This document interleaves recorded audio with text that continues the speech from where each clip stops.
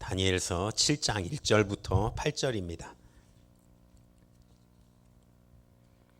다 찾으신 줄 알고 제가 봉독하겠습니다. 바벨론 왕 벨사살 원년에 다니엘이 그 침상에서 꿈을 꾸며 뇌 속으로 이상을 받고 그 꿈을 기록하며 그 일의 대략을 진술하니라. 다니엘이 진술하여 가로되 내가 밤에 이상을 보았는데 하늘에 내 바람이 큰 바다로 몰려 불더니 큰 짐승 넷이 바다에서 나왔는데 그 모양이 각각 다르니 첫째는 사자와 같은데 독수리에 날개가 있더니 내가 볼 사이에 그 날개가 뽑혔고 또 땅에서 들려서 사람처럼 두 발로 서게 함을 입었으며 또 사람의 미움 마음을 받았으며 다른 짐승 곧 둘째는 곰과 같은데 그것이 몸 한편을 들었고 그 입에 이 사이에는 새 갈빗대가 물렸는데 그에게 말하는 자가 있어 이르기를 일어나서 많은 고기를 먹으라 하였으며 그 후에 내가 또 본즉 다른 짐승은 곧 표범과 같은 것이 있는데 그 등에는 새의 날개 넷이 있고 그 짐승에게는 또 머리가 넷이 있으며 또 권세를 받았으며 내가 밤 이상 가운데 그 다음에 본 넷째 짐승은 무섭고 놀라우며 또 극히 강하며 또 큰 철 이가 있어 먹고 부서뜨리고 그 나머지를 발로 밟았으며 이 짐승은 전에 모든 짐승과 다르고 또 10뿔이 있으므로 내가 그 10뿔을 열심히 보는 중 다른 작은 뿔이 그 사이에서 나더니 먼저 뿔 중에 셋이 그 앞에 뿌리까지 뽑혔으며 이 작은 뿔에는 사람의 눈 같은 눈이 있고 또 입이 있어 큰 말을 하였느니라. 아멘. 오늘 본문의 말씀을 중심으로 세상을 바로 분별하고 예수님을 붙들고 승리하자라는 제목으로 은혜를 나누고자 합니다. 오늘 다니엘서 7장을 보니까 묵시입니다.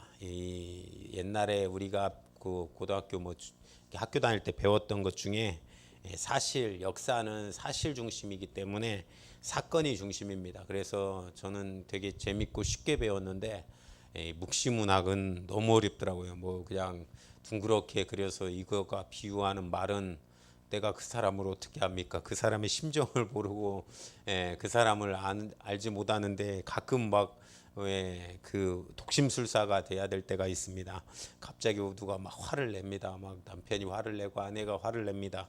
왜 그런가? 근데 가끔 그 속에 있는 말의 표현을 해야지 이 묵시로 하니까 굉장히 아무튼 보기 어렵습니다. 그런데 하나님의 은혜로 이 비유를 잘 또 알고 또한 해석을 해서 또한 이해하는 시간 되기를 간절히 축원합니다. 요한계시록과 비슷합니다. 다니엘서는 신약의 요한계시록 또한 비슷한 내용들이 많이 언급됩니다.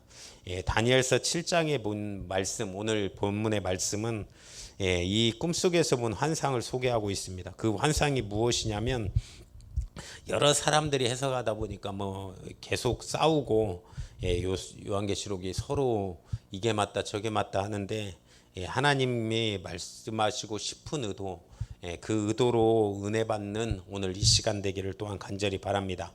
7장의 꿈속에서 다니엘이 꿈을 꿉니다. 이 바다에서 큰 짐승 넷이 나오는데 첫째는 사자와 같고 4장 8절에 보니까 7장 4절에 보니까 처음은 사자와 같이 생겼고 둘째는 이제 곰과 같이 생겼습니다. 세 번째는 표범과 같이 생겼습니다. 다 이제 이 무서운 짐승들이잖아요. 이 정말 사자, 곰, 표범이면 당시에 가장 무서운 짐승 아닙니까? 근데 네 번째가 나오는데 네 번째는 생김새를 잘 모르는데 얘는 더 무섭습니다. 더 무섭게 생겨가지고 얘는 진짜 이빨이 큰 철이에요.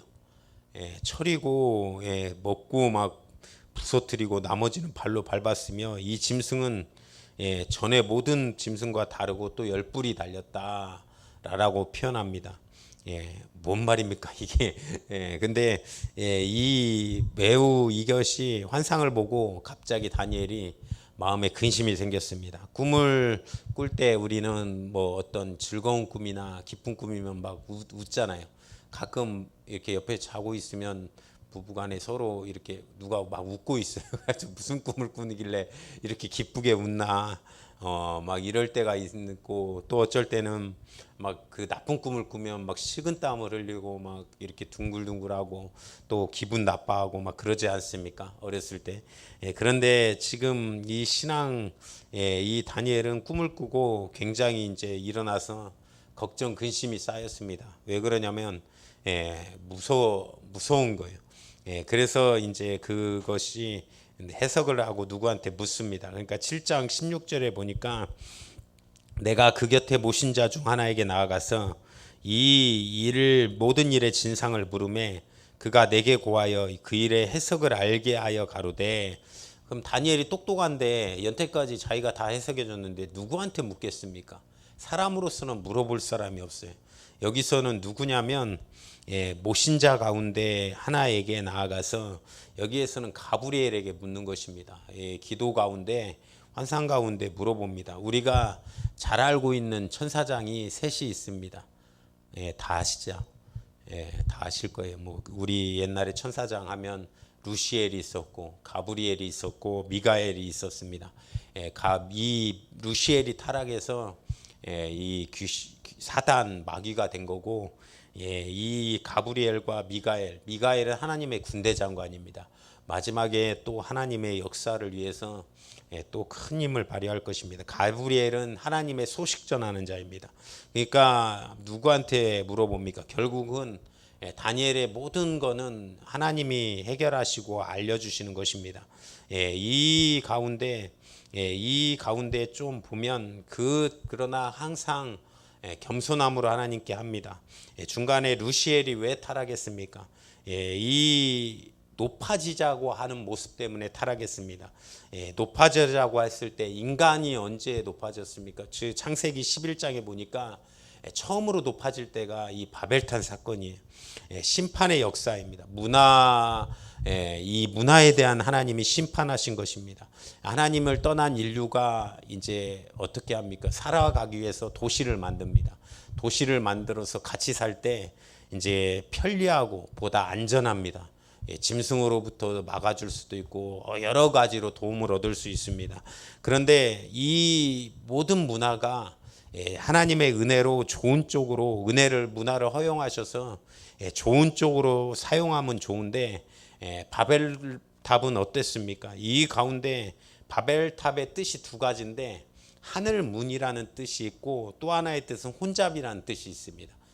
그 두 가지 뜻은 극과 극입니다. 하늘문은 좋은 쪽이고 그 혼잡하다라는 것은 안 좋은 쪽입니다.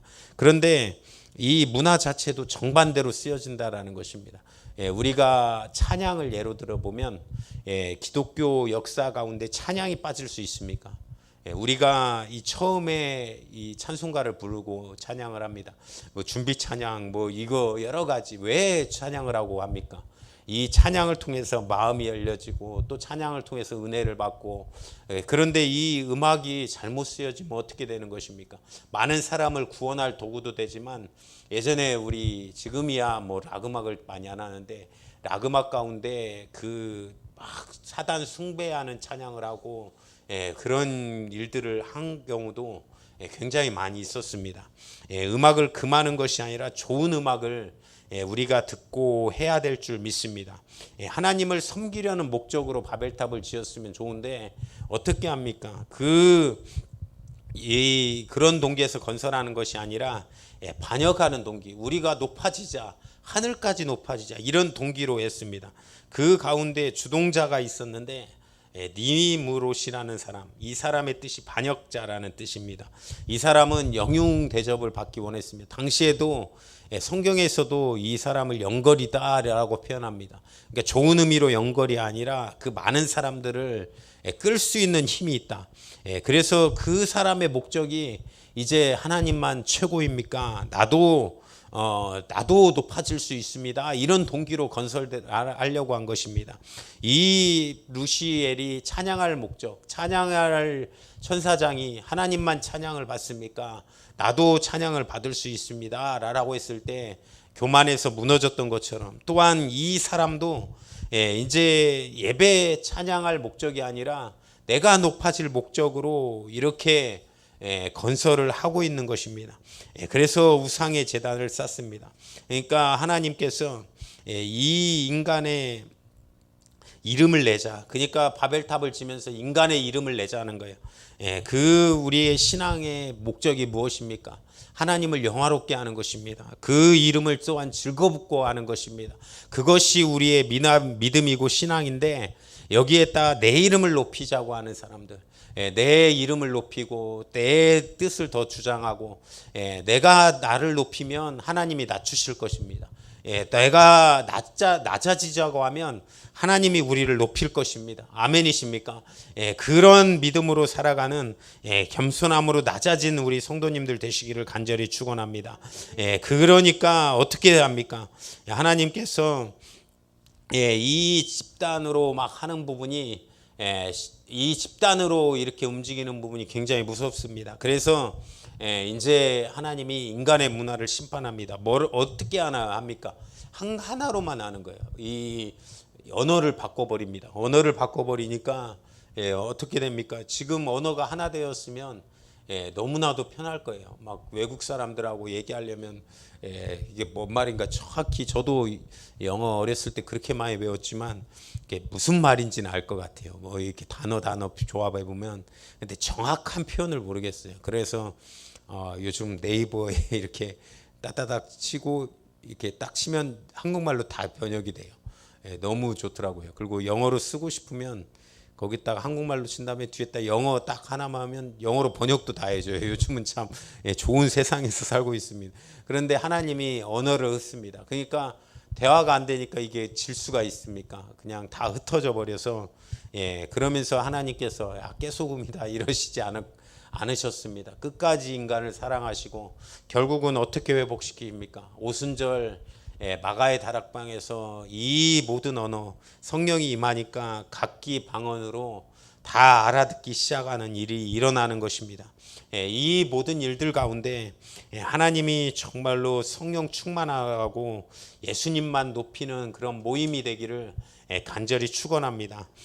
모였을 때 우리가 많은 사람들 그들은 모여서 하나님을 대적하고 높아지려고 했지만 우리가 모임 가운데 항상 하나님만 높이는 역사, 그런 충만한 은혜가 각 가정과 우리 교회 가운데 충만하기를 간절히 축원합니다. 그런 교만으로 이 루시엘 천사장이 무너지고 이 가브리엘 천사장이 소식 전하는 자입니다. 그 소식 전하는 자가 해석을 합니다. 뭐라고 해석합니까? 17절부터 18절입니다. 한번 보겠습니다. 그 내 짐승들은 내 왕이라 세상에 일어날 것이로되 지극히 높으신 자의 성도들이 나라를 얻으리니 그 누림이 영원하고 영원하리라 라고 얘기합니다. 뭐라고 해요? 내 짐승은 내 왕이고 세상에 일어날 것이되 지극히 높은 자의 성도들이 나라를 얻으리니 그 누림이 영원하다. 그러니까 왕은 국가를 뜻하는데 우리가 잘 알고 있는 바벨론, 그리고 뒤에 바사, 그리고 헬라 나라, 그리고 마지막에 로마 나라를 얘기합니다. 이 로마 나라가 가장 센, 아까 이빨 새로 만들어진, 이빨 상할 일은 없겠습니다. 아무튼 그게 로마입니다. 그런데 이 역사 가운데 이 네 나라가 지나가고 지극히 높으신 자의 성도들이 얻은 나라가 올 것이다 라는 거예요. 무슨 얘기입니까? 다윗에게 약속하고 계속해서 하나님이 약속하고 언약했던 누가 오신다라는 거예요. 성경 전체에서 영원한 나라는 예수 그리스도를 얘기합니다. 소망 바벨론 가운데 포로 생활하지만 너희 이스라엘 백성이 계속해서 힘들고 어렵지만 지금 핍박당하고 또한 어려움 가운데 있지만 이 사실이 지나갈 때 우리의 왕이신 예수가 와서 너희의 모든 백성을 구원할 것이다 라라라고 얘기하는 것입니다. 믿는 사람, 이것은 모두에게 얘기하는 것입니다. 이 땅을 살아가는 우리들, 신약에서는 다니엘이라고 했다, 구약에서는 다니엘이라고 했다면 신약에서는 이 땅에 있는 요한계시록을 통해서 이 땅에 있는 우리 모든 믿는 사람들에게 다시 한번 해방의 역사가, 장력의 역사가 일어날 것이라는 소망의 회복들을 얘기하고 있는 것입니다. 다시 한번 언약의 회복들을 일어나는 것입니다. 우리가 이 사실을 볼 때 겁내할 필요는 없습니다. 제가 이제 딸하고 올해 맨날 한원 한 번씩 가면서 얘기를 하면 가끔 놀랄 때가 있고 가끔 한심할 때가 있습니다. 근데 어제는 이제 이 천국 갈 사람이 우리나라에 10명도 안 될 것 같다라는 거예요. 그래서 왜 그랬더니 그래서 왜 그랬어요? 왜 물어보려고 했더니 막 하나님 말씀대로 다 죄가 없이 살 수 있는 사람이 없다라는 거예요. 그래서 야 믿음으로 구원은 믿음으로 가지. 어렸을 때부터 많이 말씀을 들었대요. 그래서 구원을 믿음으로 가지. 뭔 죄가 없는 사람이 어디 있고 한 명이라도 죄 없는 사람이 어디 있어. 많은 사람들이 그렇습니다. 우리가 점도 없고 흠도 없이, 거기서 요한계시록에서 말하는 그 단어는 예수님을 뜻합니다. 점도 없고 흠도 없으신 분은 예수 그리스도밖에 없습니다. 그를 향한 믿음으로 우리는 구원받는 것입니다. 그렇기 때문에 그 믿음이 있는 우리들은 이 시대의 마지막이 올지라도, 어떠한 핍박과 고난이 올지라도 두려워할 필요가 없는 것입니다. 우리가 가끔 주님 오실 때, 주님 오시면 어떻게 하지 두려운 마음이 생길 때가 있습니다. 내가 확실히 믿고 믿음이 있는데 그것은 잘못된 것입니다. 우리가 믿음이 있다라고 하면 그것이 어떠한 것이라도 두려움이 없어야 될 줄 믿습니다. 하나님의 사람은 괴로워할 때, 이 땅에서 어려울 때, 이 마지막의 소망, 하나님이 예비하신 성실하신 하나님이 역사를 기대하며 살아가는 우리 성도님 되시기를 간절히 축원합니다. 새 짐승, 사자, 곰, 표범, 그리고 이가 쇠인 나라는 로마를 얘기합니다. 이 세 나라를 로마 제국이 일어나서 먹고 부수고 밟습니다. 21절에 이 뿔이 처음에 성도들과 싸워서 이깁니다. 이 사단의 세력은 그러나 영원한 승리는 없습니다. 그 이후에 한 나라가 일어날 것인데, 하나 영원한 하나님 나라가 일어나서 이 모든 네 개의 모든 나라를 무너뜨릴 것이다 라고 얘기하는 것입니다. 이 네 번째 짐승의 때가 이제 또 나옵니다. 그러면 기간은 무엇을 얘기하냐? 여기에서도 한 때와 두 때와 반 때, 왜 3년 반 환란을 얘기하는가 제가 궁금했거든요.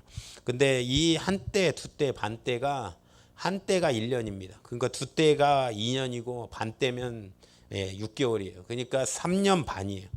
총 기간으로는 42개월, 3년 반입니다. 요한계시록에서도 이제 13장 1절에 내가 보니 한 짐승이 나오는데 뿔이 10이요 머리가 7이라. 여기서 머리가 7은 아까 있는 짐승들 수의 머리가 7입니다. 아까 왜 표범만 머리가 4개를 달려가지고 7이 돼버렸어요. 그리고 다니엘에서도 똑같이 얘기합니다. 그 요한계시록도 한 짐승이 거기서도 바다에서 나오는데, 이 짐승은 마지막 때에 일어날 나라를 얘기하는 것입니다. 그런데 요한계시록에서 여기서 머리 7 머리가 나오는데, 결국은 이 요한계시록 13장 26절도 보니까 용이 자기 능력과 큰 권세를 그에게 주었다라는 거예요. 이 용 사단으로 표현되는 것이 마지막에 큰 권세를 받습니다. 뭐 어떤 권세인지는 이 이단으로 해석하는 사람들도 있고 또 국가로 해석하시는 분들도 있어요. 여러 가지로 해석하는 모습들이 있는데, 그 짐승이 어떤 상태입니까? 그 머리 죽게 다쳐서 살아난 상태, 그 가운데 큰 입에서는 거짓말을 행할 것이다 라고 얘기합니다.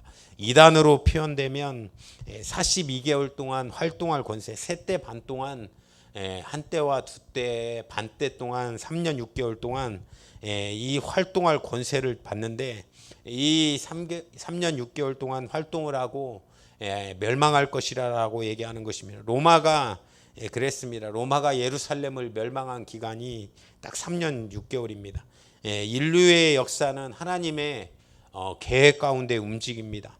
다니엘서 7장은 무엇을 얘기합니까? 영원한 하나님 나라, 또한 영원한 나라가 그 온다라는 것을 얘기합니다. 결국은 어떠한 이 흐름과 어떠한 것으로 올지 모르는 것들이 이 가운데 우리가 살고 있는 가운데 또한 이 예언을 통해서 또한 앞으로의 일들이 일어날지라도 영원한 결국은 하나님 나라가 그 상황이 지나가면 올 것이라라고 성경은 얘기하는 것입니다.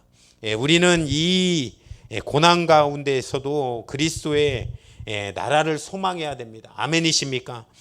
그 소망은 예수 그리스도가 우리의 소망입니다. 또한 이 땅의 교회들이 소망입니다. 세상이 잘못되고 또한 넘어지고 악하게 가고 또한 쓰러진다라고 해도 이 시대에 다시 한번 교회들은 바로 서고 일어나서 살아가야 되는 것입니다. 그러면 어떻게 이 마지막 때 이 다니엘서에 말했던 그것이 이스라엘의 마지막 때에 임했고 또 우리 시대의 요한계시록의 마지막 때에 어떠한 준비를 해야 됩니까? 어떠한 준비를 해야 되는 거냐면 우리는 이 마태복음 24장이나 요한계시록이 마태복음 특히 24장에 어떻게 준비하라고 나옵니까? 두 사람이 매를 갈매 한 사람은 버려둠을 당하고 한 사람은 그 들림 이렇게 데려감을 당한다라고 표현합니다. 그것은 어떠한 산 장소 거기 가서 준비하라는 것이 아니라 우리의 일상에서 준비하라는 것입니다. 제가 1992년도 다미선교회에서 이 마지막 때를 준비해야 된다고 산으로 모이라고 했습니다. 그리고 그날이 정확히 기억 안 나는데 날짜를 얘기하고 그날 다 우리 올라간다. 심하니까 뭐 방송에 나오고 막 흰 옷 입고 있더라고요. 그래서 진짜로 그러는가 막 그때만 해도 세기말이라 1999년도에 막 세계가 멸망할 것이다 막 그래 왔었습니다. 그런데 뭐 멀쩡하게 지금까지 2021년도 지나가고 있지 않습니까? 그런데 그 무엇이 잘못됐습니까? 두 가지. 우리가 쳐야 될 시간, 그 시간은 아무도 모른다라는 것입니다. 하나님만 아신다라는 거예요. 그리고 또 그 마지막 때 준비는 우리의 현실 가운데서 해야 된다라는 것입니다. 그 이단의 역사들이 무지하게 들고 일어납니다. 이 적그리스도들이 뭐라고 얘기합니까? 예수님을 통해 흉내내는 적그리스도가 득세합니다. 여기서도 예수님이다라고 하고 뭐 별 얘기를 다 합니다. 근데 누가 예수님이라고 하면 절대 믿지 마십시오. 우리가 정말 나는 놀라운 게 그 얘기를 하는데 믿고 계시는 분들이 참 놀랍습니다. 내가 예수다. 근데 왜 네가 예수님이야? 이래야지. 왜 그거를 그거를 믿고 있고 또 어떤 사람은 참 하나님은 못 가니까 어떤 사람은 성령님이고 우리 한국의 다윗이 26명이라고 하더라고요. 모세도 몇십 명 있습니다. 그만큼 우리나라가 참 이 복음으로는 참 힘든 나라기도 합니다. 그런데 이 사단은 철저하게 흉내를 냅니다. 그런데 그것을 절대로 믿지 않으시는 우리 성도님들이 되시기를 간절히 축원합니다. 우리나라에 그 가장 유명한 위조 간별사가 있습니다. 이분이 우리나라 위조라는 개념이 없을 때부터 이 사람이 활동을 했는데 큰 사건을 막았어요. 외국에 이 달러 엄청나게 위조를 해가지고 큰 이 일을 벌일 뻔했습니다. 우리나라가 큰 손해를 볼 뻔했어요. 그런데 이 사람이 발견했습니다. 최초의 위조 간별사인데 이 사람이 하는 얘기가 있습니다. 이 사람이 뭐라고 얘기하냐? 어떻게 그렇게 잘 구별하십니까? 자기는 진짜 돈을 진짜 매일 열심히 번대요. 가장 구별하는 방법 좋은 것 중에 하나는 진짜 돈을 매일 유심히 보는 것입니다. 왜냐하면 진짜 돈을 계속 보고 있으면 가짜를 봤을 때 바로 티가 납니다 라고 얘기하더라고요. 그만큼 이것이 우리가 가장 중요한 것은 우리가 항상 말씀을 통해서 진짜 진리를 우리가 깨닫고 아는 것이 중요하다라는 것입니다. 우리가 말씀을 통해서 이 말씀들을 통해서 하나하나 알아가는 거, 기초를 다시 닦는 거. 제가 우리 딸을 보면서 굉장히 놀랐습니다. 이 목사님 딸이 이게 구원관이 이게 아주 지금 성경 공부 다시 하겠구나라는 생각을 했습니다. 근데 우리가 이 말씀을 가지고 다시 한번 깨닫고 알아가는 것, 이것이 굉장히 중요합니다. 이 말씀을 통해서 이 마지막 때를 준비해 가는 것, 정확하게 어떠한 악한 역사가 흔들지라도 우리가 항상 진리 가운데 있고 말씀 가운데 있다라고 하면 이 진리를 통해서 분별할 수 있을 것입니다. 그런 믿음의 성도님으로 살아가는 우리 성도님들 되시기를 간절히 축원합니다. 오늘 본문의 말씀을 통해서 겁을 먹고 막 우리가 놀래고 뭐 그러라는 것이 아닙니다. 그러나 오늘 본문을 통해서 이 하나님의 말씀은 정확히 이루어진다. 그 가운데 우리의 마지막 때 영원한 나라가 다시 올 것이다. 이 영원한 나라는 아무도 정말 이 모든 세상의 나라를 멸하고 영원한 나라가 와서 그 영원한 나라를 세워질 것이다라는 확신이 우리 가운데 소망 가운데 있어야 될 줄 믿습니다. 믿는 우리들은 그 영원한 나라 가운데 영원히 살 것입니다. 이 세상 나라는 결국은 아무리 강하고 아무리 힘센 나라도 멸망하나 하나님의 나라, 그 영원한 나라가 와서 그 영원한 나라에서 사는 우리 축복된 성도님들 되시기를 간절히 축원합니다. 그것을 소망하기를 간절히 바라겠습니다. 세상의 어떠한 가운데도 하나님 그것에 미혹당하지 말고 오직 하나님의 역사만 바라보고 또한 바로 분별해서 예수 그리스도만 섬기며 살아가는 믿음 충만한 우리 성도님들 되시기를 주님의 이름으로 축원드립니다. 오늘 이 시간도 합심으로 기도하실 때 하나님 오늘도 불러주셔서 예배할 수 있도록 하나님 도와주시는 애 감사합니다. 하나님 마지막 때에 올 때라도 하나님 우리가 정말로 주님 그때를 기다리며 소망하며 하나님 살아가는 우리의 모습들이 다 될 수 있도록 하나님 주여 축복하여 주시옵소서. 주여 삼창에 치고 기도하겠습니다. 주여 주여 주여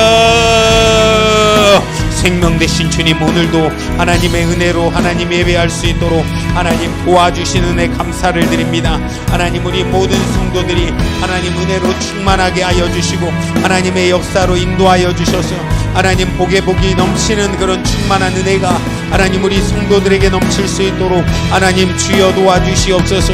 하나님 마지막 때에 정말로 우리가 두렵고 떨림 하나님 아버지 주님 그런 모습으로 하나님 준비하되 하나님 깨어있게 하되 하나님 아버지 정말로 주님 그것이 하나님 아버지 무서워서 하나님 아버지 듣지 않도록 주님 도와주시고 하나님 심령과 마음 가운데 오직 하나님만 바라고 하나님의 역사를 인도하는 그런 충만한 은혜도 하나님 우리 모든 성도들에게 하나님 있어줄 수 있도록 주님 도와주시옵소서. 주님 그런 우리 믿음의 성도님들이 하나님 다 될 수 있도록 하나님 역사하옵소서.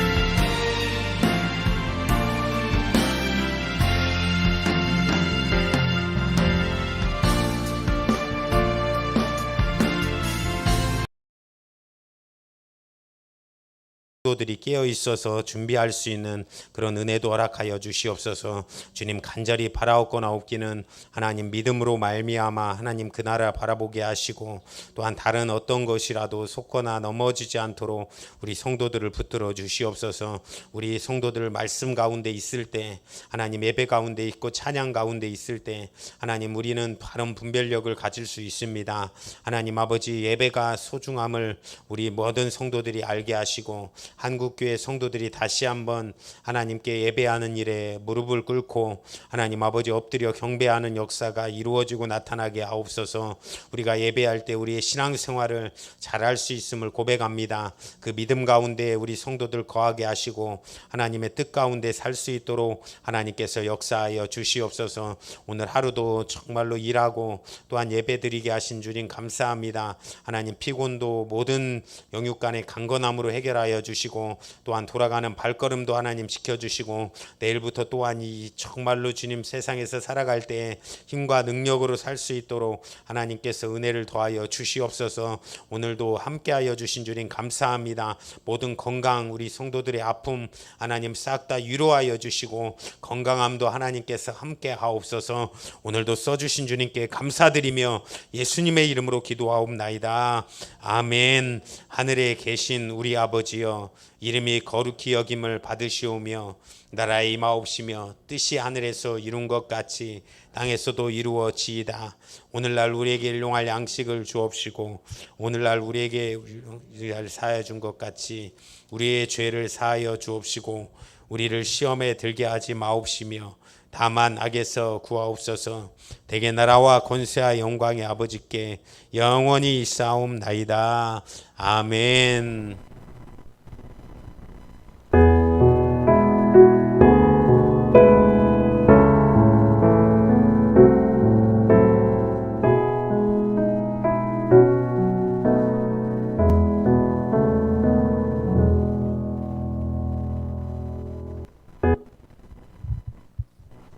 오늘 예배를 마쳤습니다. 서로 반갑게 인사하고 돌아가도록 하겠습니다.